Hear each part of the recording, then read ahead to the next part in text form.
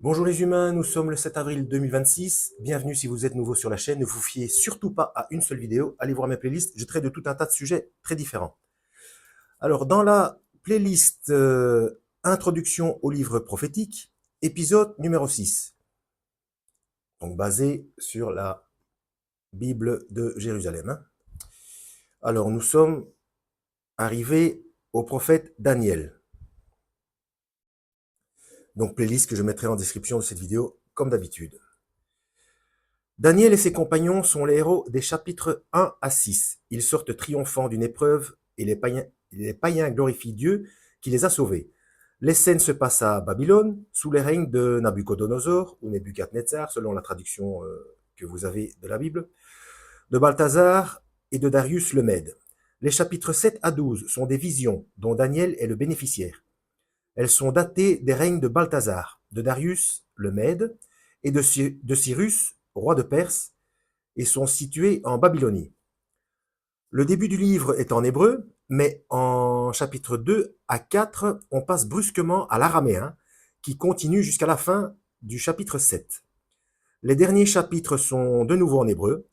La date de la composition de ce livre est fixée par le témoignage clair que donne le chapitre 11. Les guerres entre Séleucide et Lagide, il n'y a pas de U après le G, et une partie du règne d'Antiochus Épiphane, ils sont racontés avec un grand luxe de détails. Le livre aurait donc été composé pendant la persécution d'Antiochus Épiphane et avant la mort de celui-ci, avant même la victoire de l'insurrection maccabéenne, c'est-à-dire entre 167 et 164, donc avant Jésus-Christ. Ce récit ne ressemble à aucune prophétie de l'Ancien Testament et malgré son style prophétique, relate des événements déjà accomplis. Mais à partir du chapitre 11, verset 40, le ton change. Le temps de la fin, entre guillemets, est annoncé dans une manière qui rappelle les autres prophètes. Les récits de la première partie sont situés à l'époque chaldéenne, mais certains indices montrent que l'auteur est assez loin des événements. Balthazar est le fils de Nabonide et non pas de Nabucodonosor, et il n'a jamais eu le titre de roi. Darius le Mède est inconnu des historiens, et il n'y a pas de place pour lui entre le dernier roi chaldéen et Cyrus le Perse, qui avait déjà vaincu les Mèdes. Tiens, donc, Darius n'est pas... pourtant, c'est connu, Darius. Euh, Bizarre. Ou ce ne serait pas le même que Cyrus? Bon, bref. Le milieu, donc je vous invite à faire vos propres recherches. Hein. Le milieu néo-babylonien est décrit des mots d'origine perse, est décrit avec des mots d'origine perse. De même, les instruments de l'orchestre de Nabucodonosor portent des noms transcrits du grec. Les dates données, attendez, je dois tourner la page, elles sont super fines.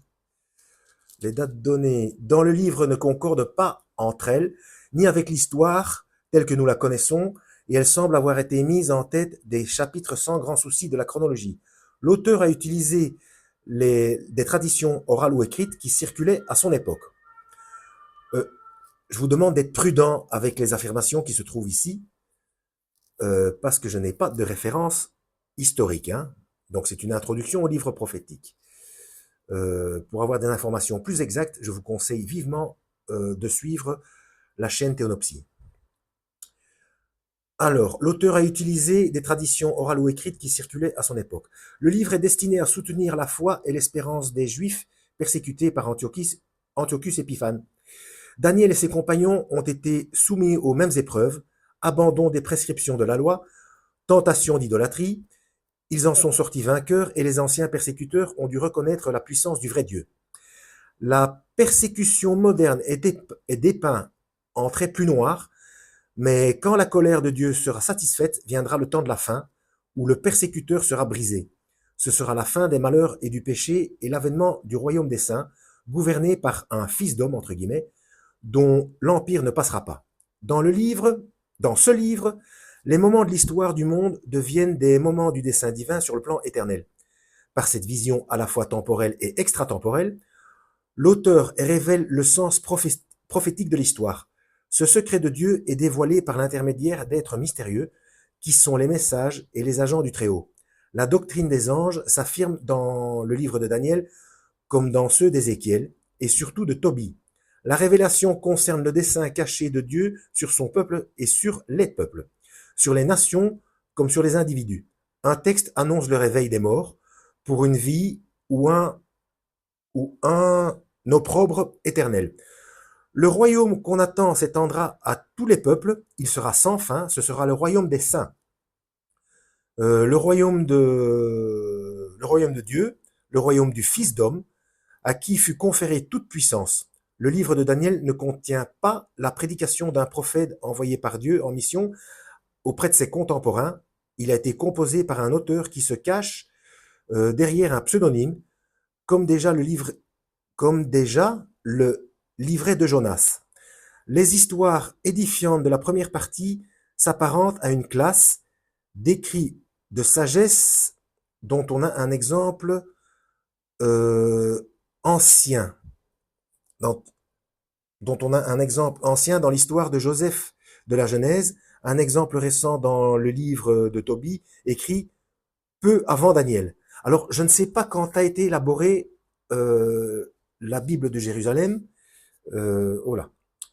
Par contre, je voudrais simplement rappeler que les manuscrits de Qumran ont été découverts en 1947, donc les manuscrits de la mer Morte, et du coup, et on fait encore tous les jours des découvertes, donc c'est sur eux, si possibilité il y a, qu'il faudrait se baser.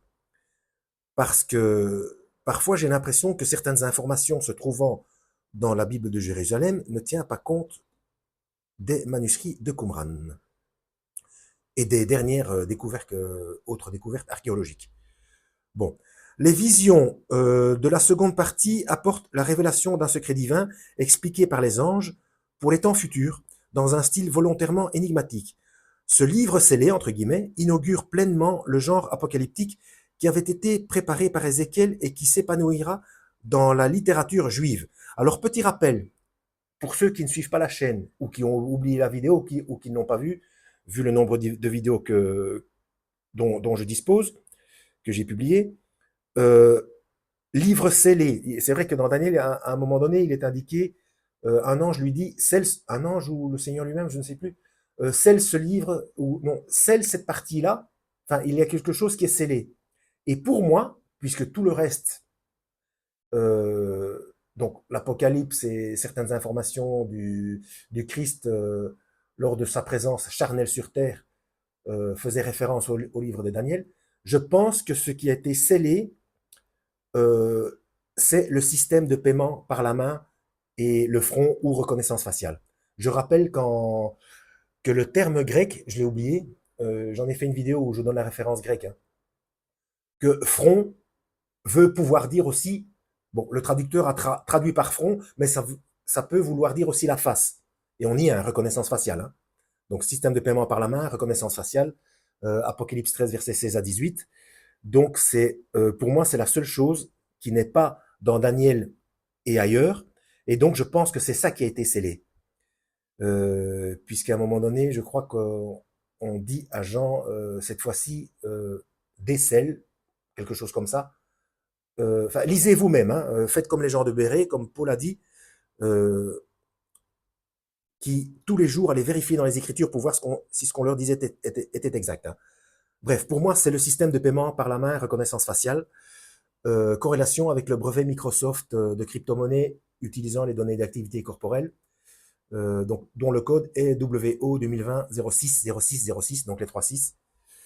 Donc je pense que c'est ça qui a été décelé, hein, et dont on avait demandé à Daniel de sceller à ce moment-là, puisqu'on dit que la prophétie de Daniel s'est accomplie en 70, donc en 70, ce que le Christ a réitéré quand il a dit vous ne verrez plus pierre sur pierre par rapport au temple, etc. Mais en fait, et donc il y a beaucoup de gens qui pensent, il y a une doctrine spécifique, je me demande si c'est pas les témoins de Jéhovah ou autre, enfin bref, il y en a qui disent ça s'est déjà produit, donc non. Le système de paiement par la main et la reconnaissance faciale ou le front, ça ne s'est pas produit. Et encore moins avec le code, avec le triple 6. Voilà, tout ça pour ça. Et j'ai perdu le fil. Voilà. L'Apocalypse de Saint Jean lui correspond dans le Nouveau Testament. Ben, c'est ce que je viens de dire, excepté le système de paiement par la main ou front reconnaissance faciale. Donc pour moi, c'est ça qui a été décelé et dont on a demandé à Daniel de le sceller avant le temps de la fin. Donc ce serait une preuve supplémentaire pour moi, je trouve ça logique, que comme on lui demande de le sceller jusqu'au temps de la fin, eh bien que nous sommes au temps de la fin, puisque cette fois-ci nous sommes au courant de ces choses. Et on va s'arrêter là parce que ça fait déjà 10 minutes et ensuite on va passer aux 12 prophètes. Voilà. Donc, playlist introduction au livre prophétique en description de cette vidéo. Hein. Donc, c'est toujours plus clair dans mes vidéos de suivre les playlists depuis le début en ordre chronologique. Je sais, parfois c'est laborieux. Mes vidéos ne sont pas très belles. J'ai des problèmes de son, des problèmes d'élocution, etc. Chacun fait selon les moyens du bord et selon les facultés dont il dispose. Quand on est appelé, c'est comme ça. Il n'y a pas moyen de se taire. Directive d'Ézéchiel 33. Et vous verrez, si vous suivez depuis le début, j'ai laissé les anciennes de manière à ce que vous puissiez voir les erreurs que je fais. Et parfois, je me reprends, je me corrige. Rester figé, c'est dangereux. Tous les jours, il faut lire un petit peu. 3 chapitres de la Bible par jour, ça ne dure que 10 minutes. Hein. Un chapitre dure entre 30 secondes et 3 minutes. C'est pas la mer à boire, hein, franchement. Aïe, on voit un petit coin de la télé. J'espère que je vais pas être censuré à cause d'une marque publicitaire ou quoi que ce soit. Hein. Bref. Voilà, c'est tout ce que je voulais dire. Oui, donc, parfois, donc je tiens compte des commentaires, je vais vérifier pour répondre à qu'un. Oui, nous sommes les gardiens de nos frères et sœurs. Alors, si vous ne me connaissez pas, faites attention. Parfois, j'ai un humour assez sec, assez dur. Je sais, si on ne me connaît pas, ça peut être perturbant. Hein, je comprends tout à fait. Mais que voulez-vous, on ne se refait pas. Déjà, j'essaye de ne pas être vulgaire ni grossier. Voilà. Étant quelqu'un sorti du peuple, parfois, culturellement, c'est pas évident. Voilà. À la prochaine. Lisez la Bible et que Yahweh vous guide.